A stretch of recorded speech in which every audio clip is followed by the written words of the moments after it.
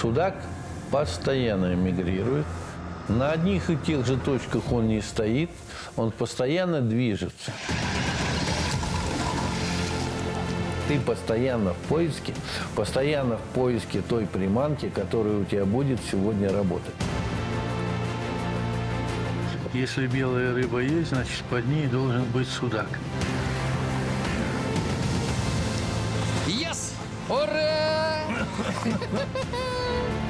Если находят в одном каком-то месте, все собираются в одном месте, пытаются в этом месте разлавливать.